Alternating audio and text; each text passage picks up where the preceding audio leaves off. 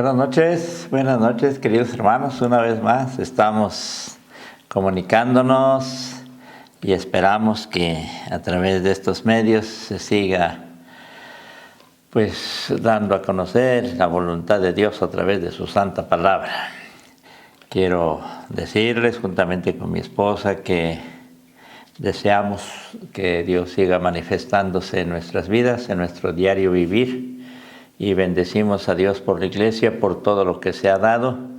Hay datos muy hermosos en relación a la vida de la iglesia.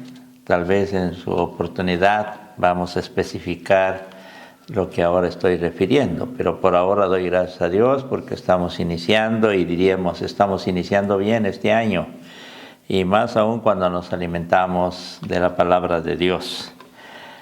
Pues vamos a seguir esperando en el Señor para que Él vaya indicándonos cómo continuaremos este año. Por ahora voy a invitarles a inclinar sus rostros después de haberles enviado este saludo cariñoso con mi esposa. Vamos a orar. Padre Celestial, gracias te damos porque tenemos la oportunidad de ir considerando este salmo que en esta ocasión estamos exponiéndolo de una manera más amplia y esperando con tu ayuda lograr comprender todo esto y aplicarlo en nuestras vidas y permitirnos tener el antecedente necesario para considerar el Salterio o todos los demás salmos. Guíanos, Señor, ayúdanos, necesitamos de tu gracia para que esta palabra tuya verdaderamente cobre el efecto que tú quieres en nuestros corazones, en nuestras mentes. Te pedimos todo esto en el nombre de Cristo Jesús. Amén. Amén. Seguimos con el Salmo número 1, hermanos. Tenemos el Salmo número 1 y ustedes ya podrán irlo memorizando. De hecho, en los programas vendrá como el Salmo a memorizar.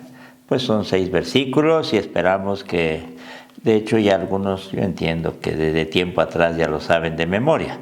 Por ahora, estaremos exponiéndolo, pero ustedes también estarán aprendiéndolo y ese es un salmo que traerá bendición a nuestras mentes y corazones. Versículo 1. Ya expusimos parte de esto, la felicidad que podemos desear a cada uno de ustedes, a la iglesia en general y a otros hermanos que en otros lugares nos están escuchando. Ayer me sorprendió algunos datos que me dieron los hermanos diáconos en cuanto a muchas personas que escuchan estos estudios, estos mensajes. Pues para todos ellos un saludo muy cariñoso, pero también quiero decirles que la felicidad que podemos desearles para este año tiene que estar fundamentada en la palabra, y por eso estamos exponiendo también el Salmo número 1. Bienaventurado el hombre, el varón, como dice nuestra versión, que no anduvo en consejo de malos, ni en camino de pecadores, ni en silla de escarnecedores se ha sentado. Versículo 1. Mediante descripciones negativas se describe la felicidad del hombre, del cristiano, diríamos ahora, del justo en el Antiguo Testamento. Es tan frecuente y tan común esta expresión en el Antiguo Testamento que se acostumbra expresarlo en hebreo, el Sadik del Antiguo Testamento, equivalente en cierta manera al cristiano del Nuevo Testamento. Muy bien, puede ser feliz, pero con estas expresiones negativas, no andar, no estar, no sentarse, no, son expresiones que también tienen su significado. En esta ocasión, nada más lo referimos ligeramente. No anduvo, se dice de manera negativa, no anduvo en consejo de malos, ¿sí? No estuvo en camino de pecadores, ni en silla de escarnecedores se ha sentado. Y como se trata de un proceso acá.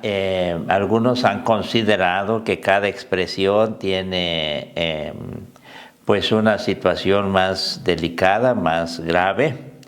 Una cosa es andar, otra cosa es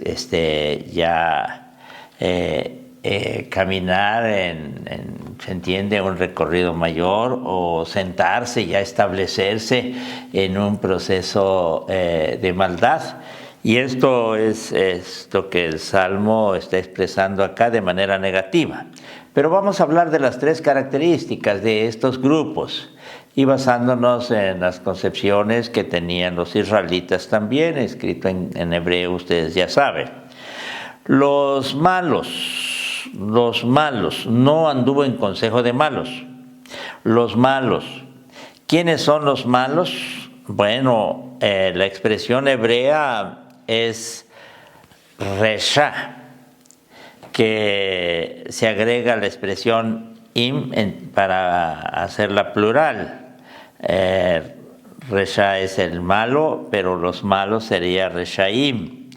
Puede traducirse como malos, como malvados, como impíos, estas formas. Por eso lo encontrarán en otras versiones con estas traducciones. Es quien ha sido hallado culpable.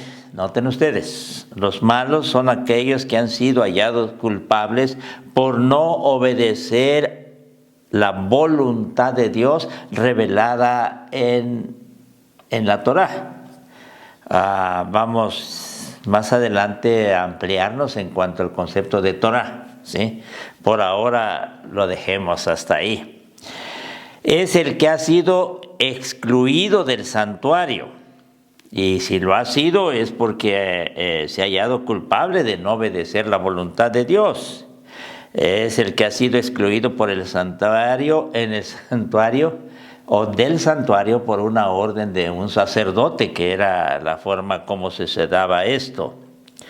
Estos malos son los que tienen sus propios principios de vida y las cosas más importantes la definen ellos y no Dios.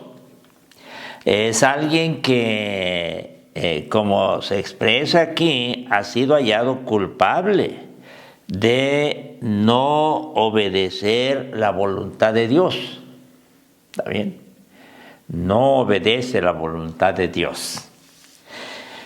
Y aquí, si vamos a meternos un poquito más, nos vamos a dar cuenta, hermanos, que se trata de israelitas. No se está diciendo de gente que de todas maneras se ha calificado como gente pues diferente al pueblo de Israel, los paganos, no.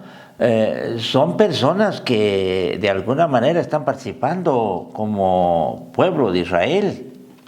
Y esto es preocupante, porque a veces nosotros podemos circunscribir estas características a personas que están muy alejadas de Dios. No.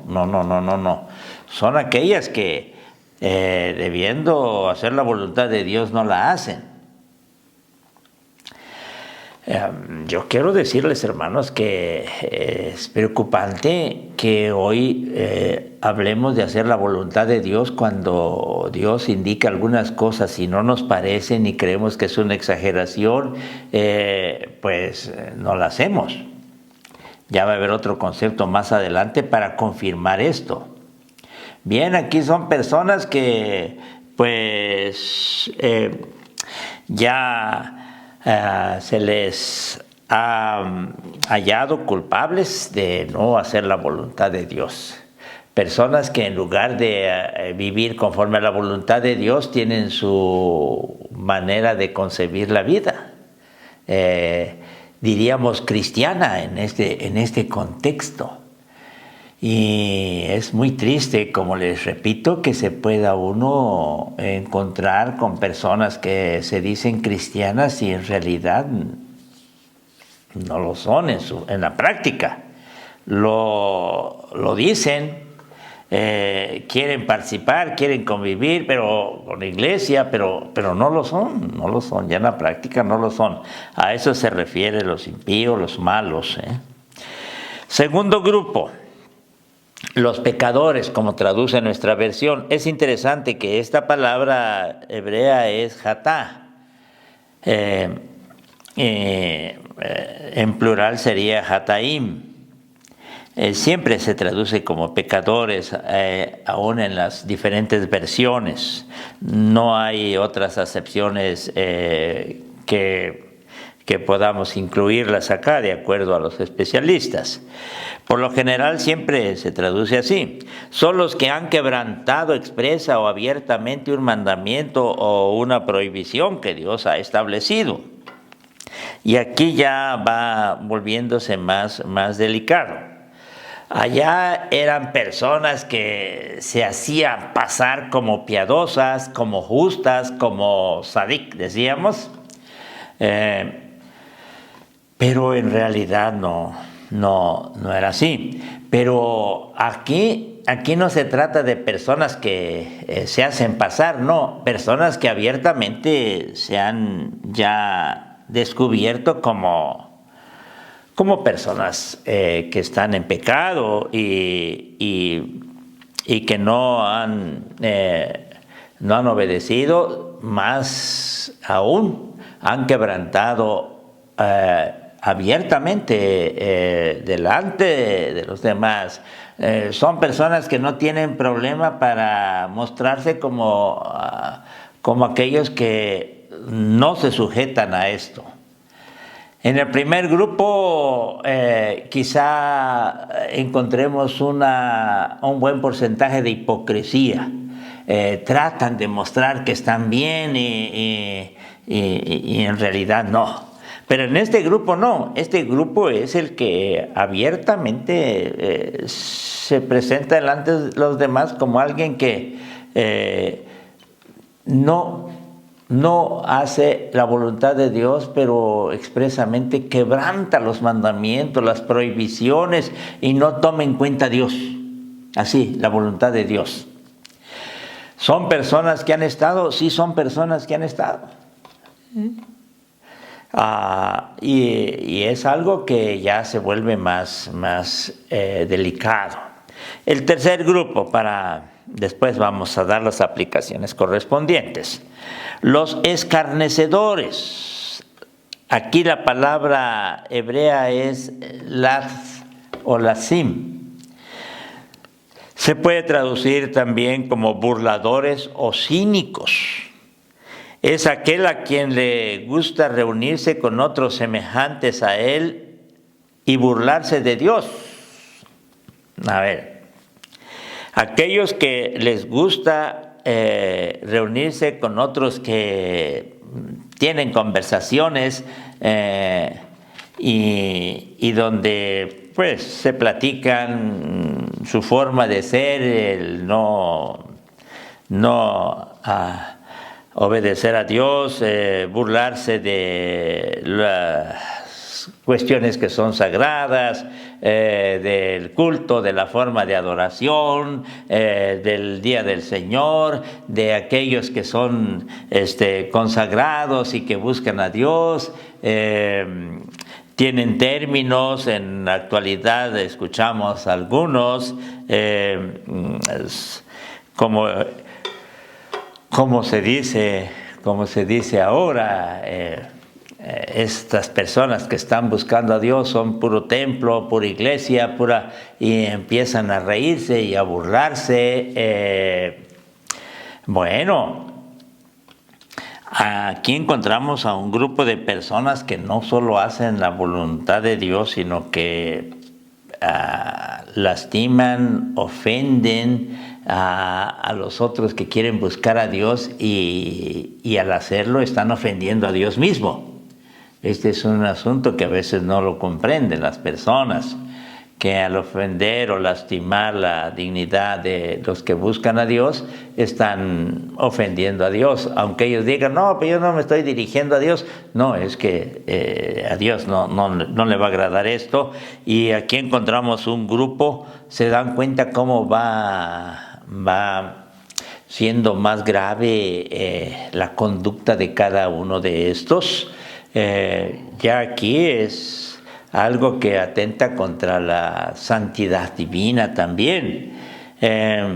Y van concibiéndose como personas que van a hacer las cosas incorrectas en contra de Dios, pero que, bueno, Dios no les va a hacer nada o se ríen de lo que pudiera suceder. Estas personas, ya en otro tema como el que se está dando con los jóvenes, están despojadas completamente del temor de Jehová o el temor de Dios. Hay algunos versículos que nos pueden ayudar. Isaías 28:15 dice, porque hemos puesto nuestro refugio en la mentira y en la falsedad nos esconderemos. Personas que con la mentira sacan provecho o tratan de ocultar la realidad de ciertas cosas y con la falsedad también tienden ellos a esconder su realidad.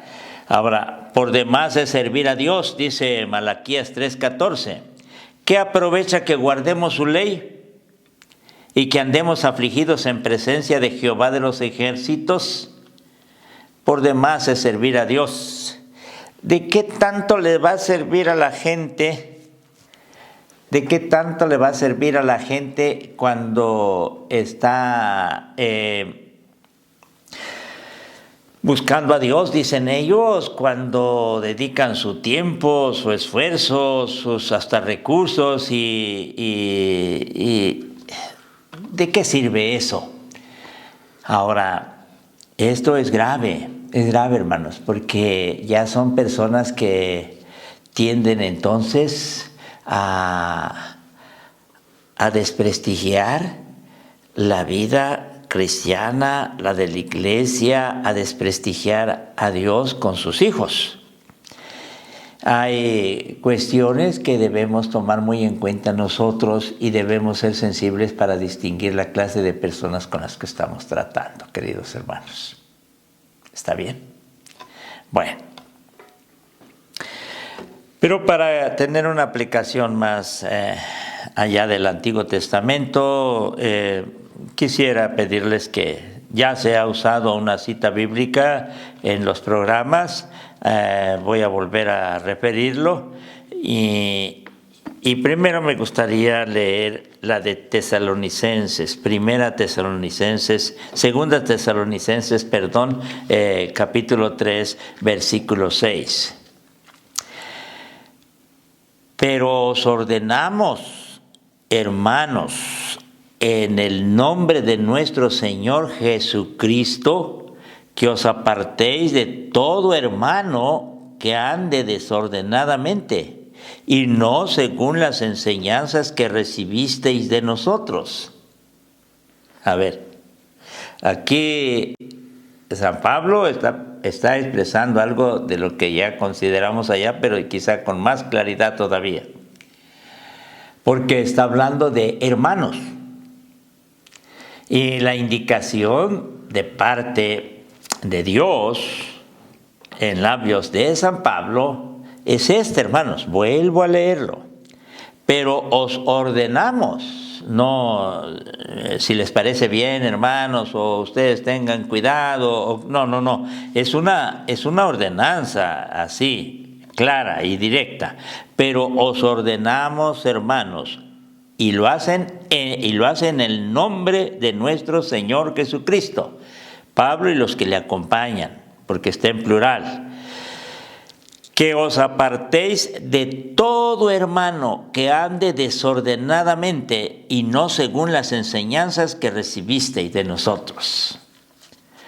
Es preocupante que esto no se tome en serio. se sabe que hay personas o hermanos que no han procedido bien y de todas maneras pues no tenemos una buena relación con ellos porque ni modos que no nos relacionemos, pues entonces es tanto ya como empujarlos a la perdición y estos conceptos. Hay una manera muy sutil de concebir y aún de expresar esta situación, hermanos. Y se apela a un concepto cristianos, es que somos cristianos, es que tenemos el amor cristiano o de Dios, por eso esta persona que ha hecho cosas indebidas, impropias, pues bueno, de todas maneras es un hermano. No. Es que no debemos relacionarnos. Pero y se apela a que entonces el amor cristiano ¿dónde está? Y entonces pues ya no estará en la iglesia o ya no. Y nos metemos en tantas maneras de entender esta ordenanza que terminamos siendo antibíblicos.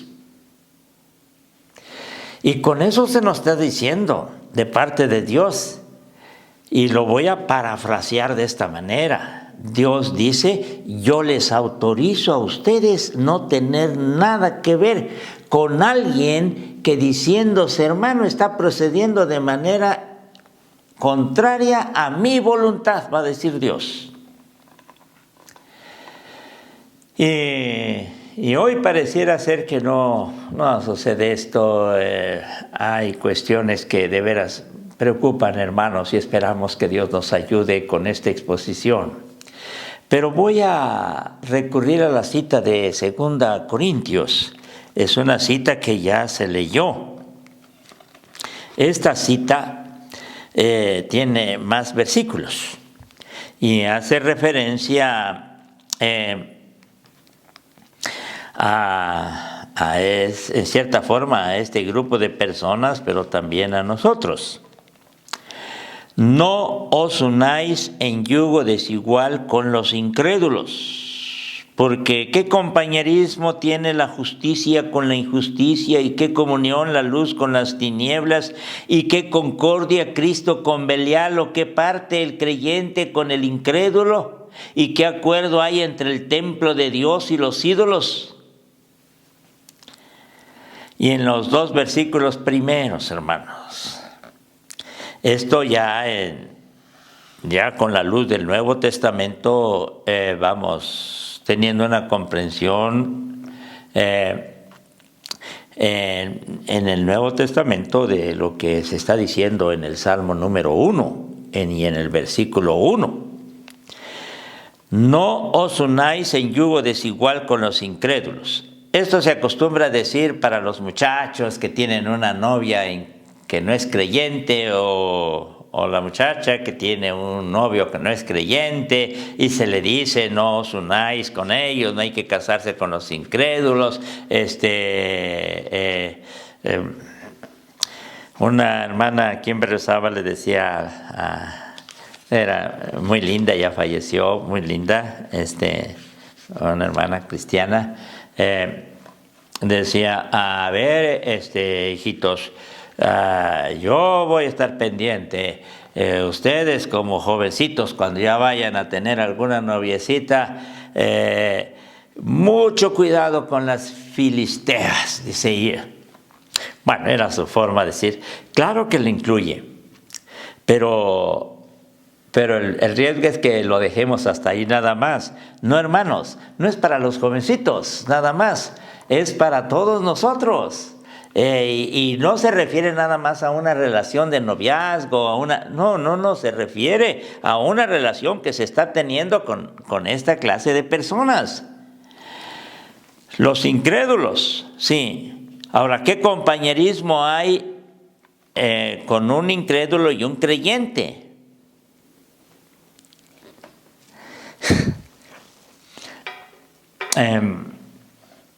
Voy a procurar ser más claro todavía ahora. A veces pienso, no sé por qué tenemos que estar insistiendo en la iglesia, de que, hermanos, ustedes no vayan a tales fiestas porque en esas fiestas no se agrada a Dios. Claro que no se agrada a Dios y no tendría ni siquiera que decirse. Bueno, también no deben tener sus amistades, deben ser con aquellas personas que temen a Dios, pues claro que sí. No, pero es que allá en la escuela, en el trabajo, en la oficina, allá los vecinos, hay personas que y tienen una relación tan cercana, pero esta persona cree en Dios, teme a Dios, no, pero es una buena persona. Entonces, ni la hermana o el hermano lo es también. Sí. Es que no es posible, hermanos. Es que no es posible que teniendo una experiencia cristiana yo no tenga la sensibilidad y la claridad para definir la condición de tal o cual persona.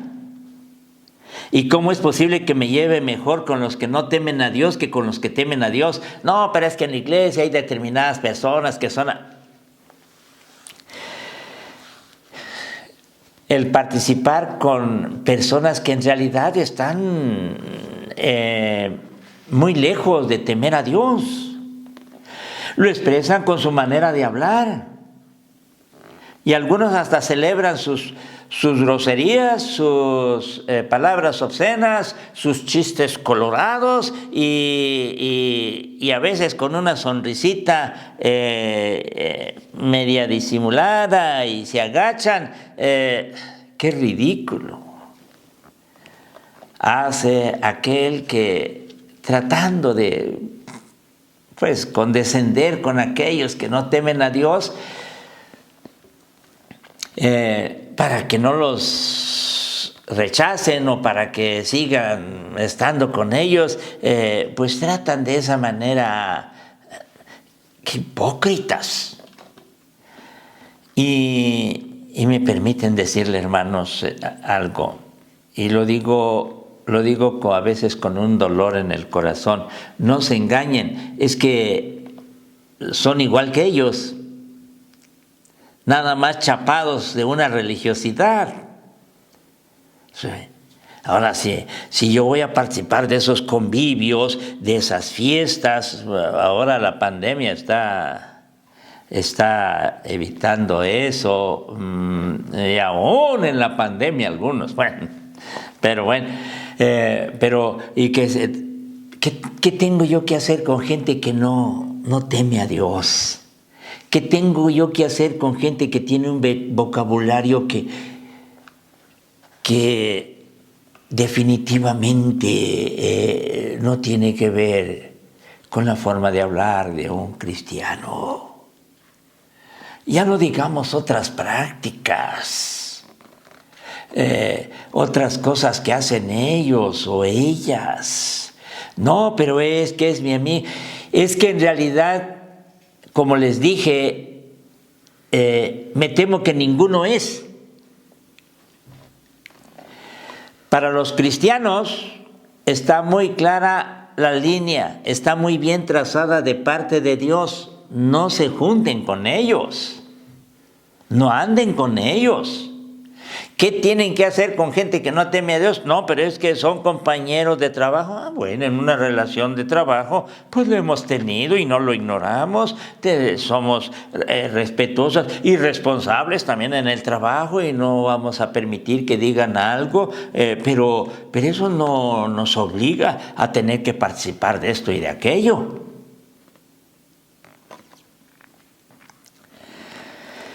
Ay, hermanos.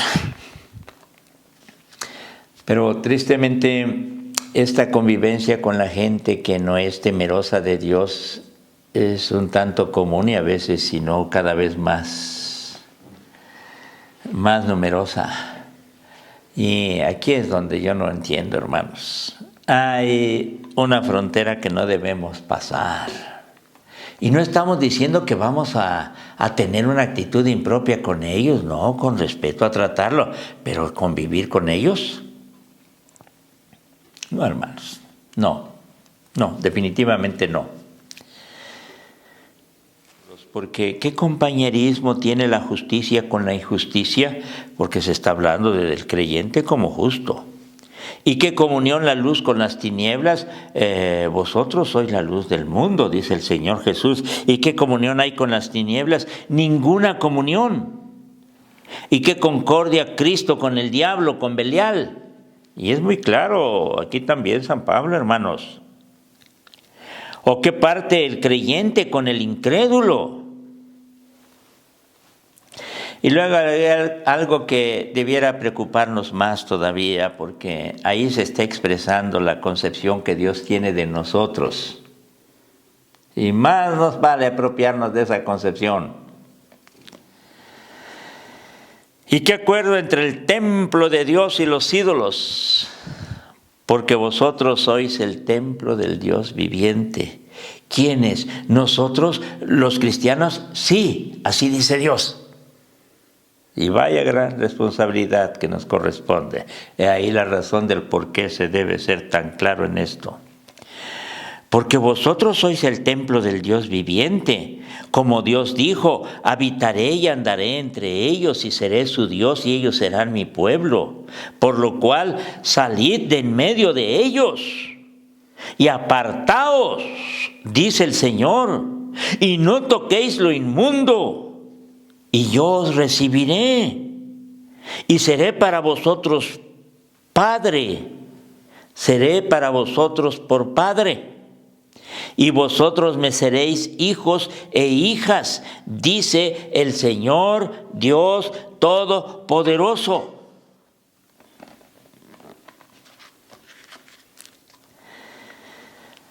Dice Dios que nosotros somos templos, ¿sí? Y estoy leyendo acá Corintios, en la segunda carta a los Corintios, capítulo 6, pero también en la primera, capítulo 6, hasta coinciden los pasajes, y no vamos a referirlos ahora a esos, ustedes ya lo han escuchado. Porque vosotros sois templos del Dios viviente, ¿sí? Y termino con esto, hermanos. Yo creo que el problema que hay es la pobre manera de concebir la vida cristiana y la condición de los cristianos. Es la manera de cómo nos definimos tan antibíblica como hijos de Dios. Ahora, de acuerdo a Dios, Él dice que somos templos de Dios, porque Dios está en nosotros y nosotros en Él. La definición que Dios hace de nosotros, hermanos, es motivo de reflexión, porque nos está poniendo en un lugar muy alto. Y no digamos que nos viene muy grande la camisa, no, es la camisa que Dios nos está poniendo. Porque ustedes son personas con quienes quiero estar y quiero que ustedes estén conmigo, dice Dios. ¿Acaso Dios puede permitir que algo inmundo pueda tener cercanía con el Dios santo, santo, santo? El 3 veces santo. Aquí hay un problema, hermanos.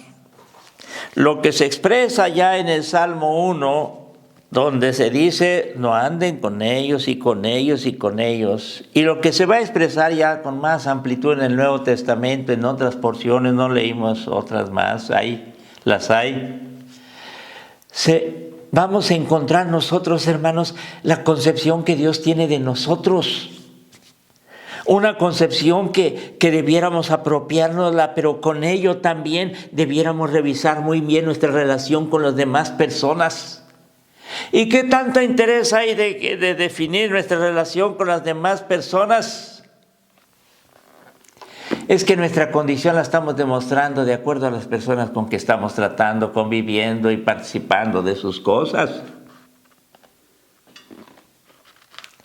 Hay hasta dichos comunes que ustedes estarán acordando.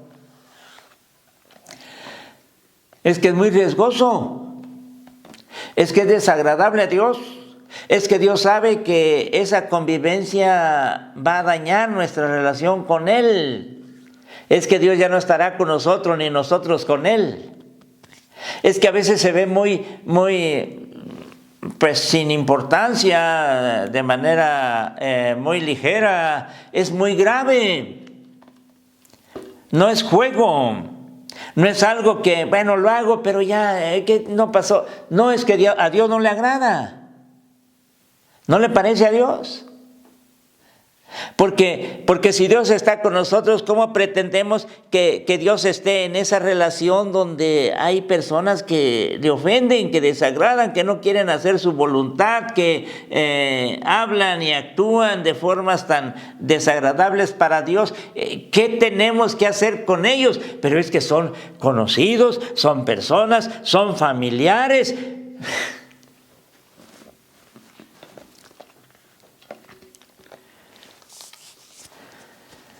Dios está por encima de todo. Y mi relación con Dios está por encima de la persona más querida que pueda haber aquí en la tierra. Padre, madre, esposa, esposo, hijos, como hemos predicado.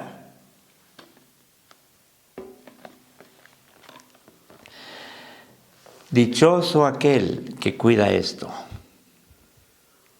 La felicidad es una realidad. Sí, claro. Y el único que puede hacer feliz al hombre es Dios, ¿sí?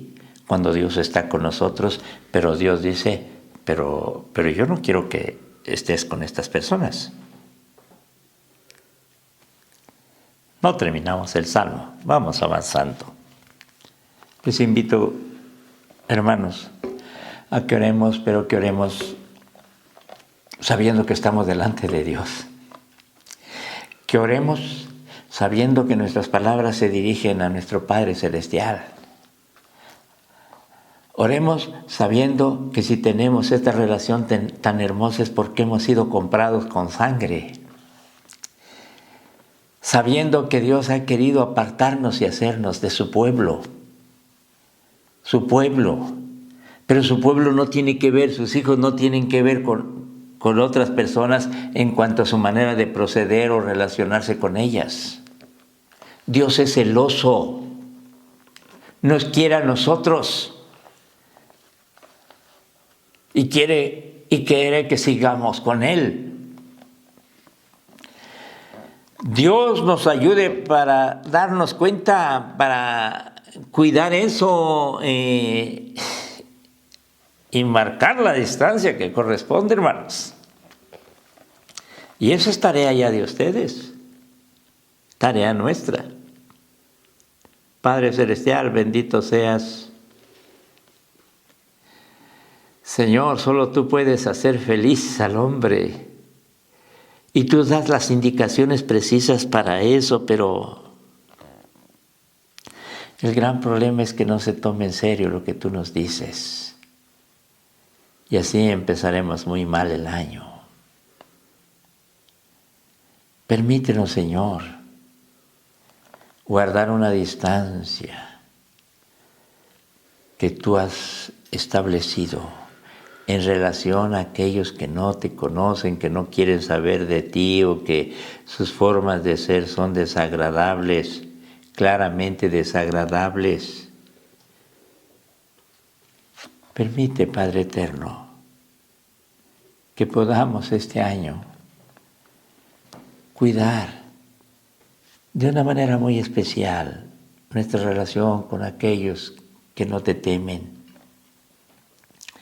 Y podamos nosotros, por lo mismo, buscar tu gracia para que venga la ayuda de parte tuya y siempre seamos prudentes en eso. Y entonces empecemos a saborear esa felicidad de la que tú nos estás hablando. Si tú lo dices, tú no quedas mal. El problema somos nosotros que no atendemos a tu palabra. Que esas prohibiciones que tú haces no les hacemos caso, nos parecemos a ese grupo de personas que menciona el Salmo. Señor, perdónanos y ayúdanos para cuidar de una manera muy especial esto que tú nos dices. Si tú nos dices que al obedecer esto seremos felices, el autor de la felicidad lo está diciendo. Gracias te damos, Señor. Bendito seas en el nombre de Cristo Jesús. Amén.